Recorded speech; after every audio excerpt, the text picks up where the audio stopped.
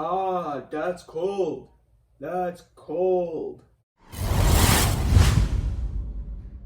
Welcome back to FTW Tech. I'm your host Isaiah, and today I'm going to be talking about the AMD Ryzen 7 3800X. It's 2021 now, so it's kind of like a revisit, although as you guys know, I built my PC just a few months ago.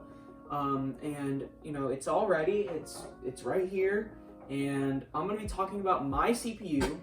This is my first time ever doing a hardware review, so really please let me know how I do with my benchmarking and just everything. I now have an ambient temperature thermometer over there that will help me with my reviews because I'll be able to do degrees over ambient for my testing. So without further ado, I think we have to get into it. The AMD Ryzen 7 3800X has never really been that popular. It's just a slightly higher boosting 3700X with an inflated price. But it's mine and I love it. It launched at an MSRP of $400 compared to the 3700X's $330. It can now be found new for $340 and used for $280 on eBay, which is how I got mine. It features 8 cores and 16 threads with a base clock of 3.9 GHz and a boost of 4.5 GHz.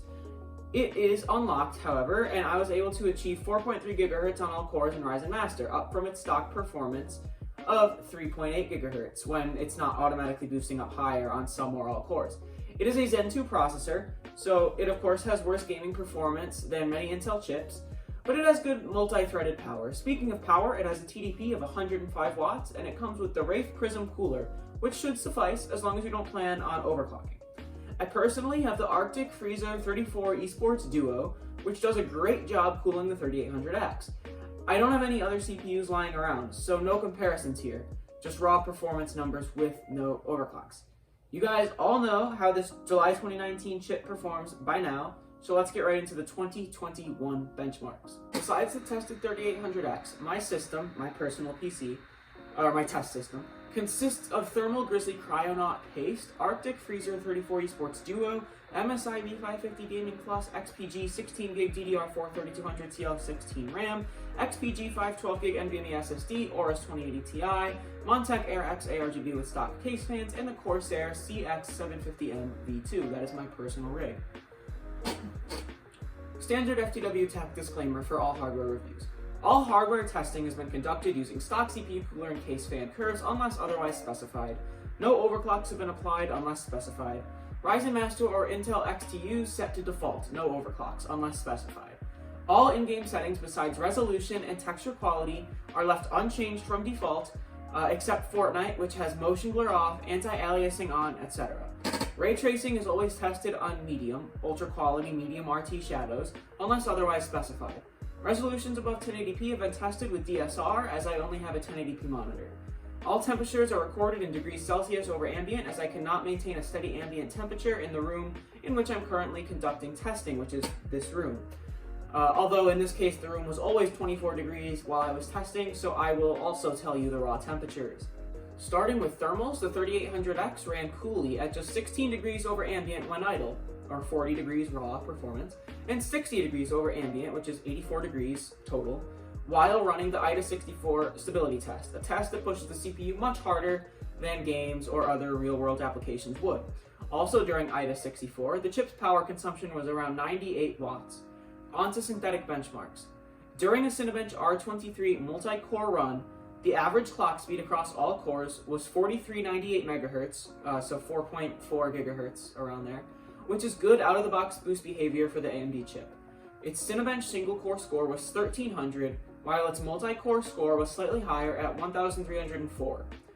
The chip took 175 seconds, almost 3 minutes, to complete the Blender BMW render. It achieved a 7-zip compression score of 64,050 MIPS and a decompression score of 99,677 MIPS.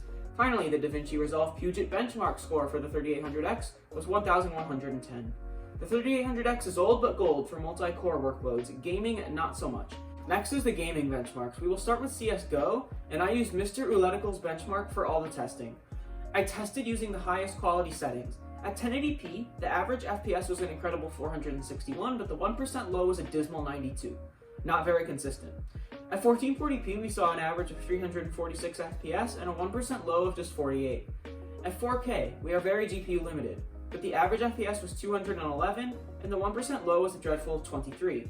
I never really noticed any stutters, but that's probably because I'm new to PC and don't know how to recognize stuttering. The 1% lows in CSGO are simply unacceptable, although it's possible they were so low because I accidentally ended the benchmark 1 second into the loading screen or something. That can happen sometimes, but those are very bad 1% lows. Spoiler alert, they're not that bad in the other games tested. So, definitely take that into consideration.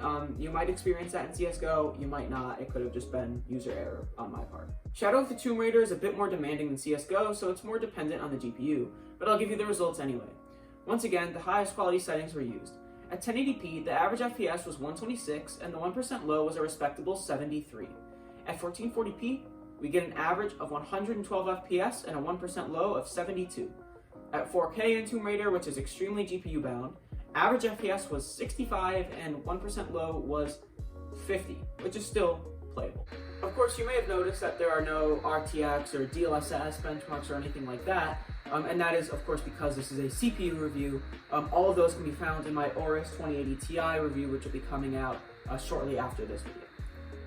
Fortnite is pretty easy to run, and it's also CPU limited at low resolutions and quality settings, as are many games, but it's more of an esports title. I used the highest quality settings again, however, and as I suspect people with a high-end CPU like the 3800X would play with higher settings.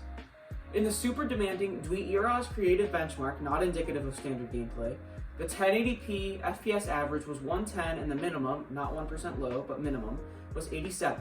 At 1440p we saw an average of 74 and a minimum of 57.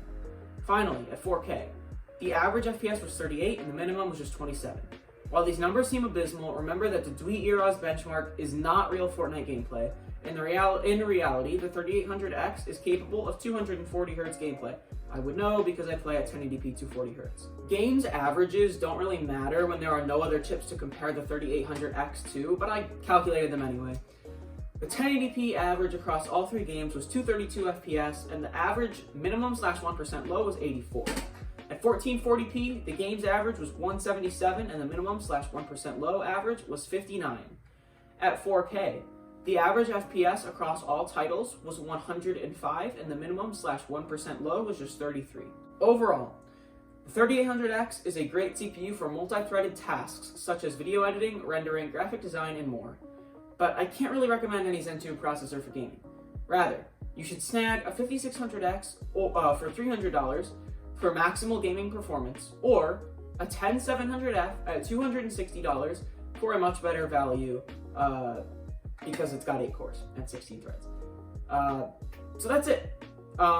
That's my review of the Ryzen 7 3800X. It was a CPU that never really went over very well, and even in this review, I'm not pointing it in a super positive light, but it's certainly not a bad CPU. I have no issues with it. I don't regret getting it. I got it at a time when you really couldn't get Zen 3 chips. So my alternative would have been a 5600X, which has 2 less cores, so you have to, weigh the pros and cons of that.